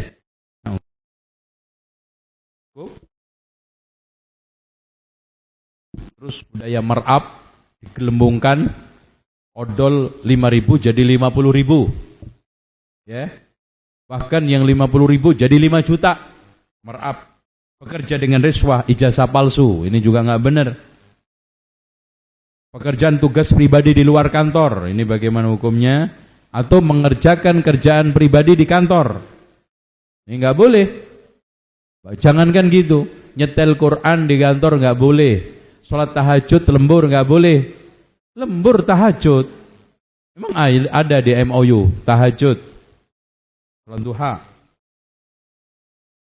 Menerima gaji buta, kadang-kadang hanya sekedar diada-ada, kunjungan sini, kunjungan, padahal nggak ada, tapi ada duitnya. Ini namanya gaji buta. Menerima tunjangan ini, kalau gaji buta itu nggak kerja ya, cuman absen titipan. Pak, tolong colotin. Apa yang colotin? Absen saya Pak, nanti beres Pak. Nanti bagi-bagilah persentase nanti anak kasih. Dia sibuk bisnis di luar. Ini gaji buta. Tunjangan buta tadi, seminar nggak ada, tugas nggak ada, tapi tulis. Ini juga termasuk tunjangan gelap. Menerima uang tips, ini juga korupsi. Korupsi di kebun kurma. Nah ini Pak, korupsi haji. Subhanallah, saya kasih judul korupsi di kebun kurma. Dari mulai daftar sampai kunjungan nanti di Madinah kebun kurma, itu ada korupsinya. Sopir bus nggak mau nganterin ke mushaf, ogah-ogahan. Tapi kalau nganterin ke kebun kurma rajin, karena ada uang tipsnya. Masing-masing sopir kasih 500 rial. Uang catering ada. Saya kira itu. Dan sudah adzan, karena ada yang bertanya maka nggak perlu ada jawaban. Dan insya Allah kalau ada tunggu tahun depan. Insya Allah. Demikian. Subhanakallahumma hamdika asyhadu an la ilaha illa anta astaghfiruka wa atubu ilaik. Wassalamualaikum warahmatullahi wabarakatuh.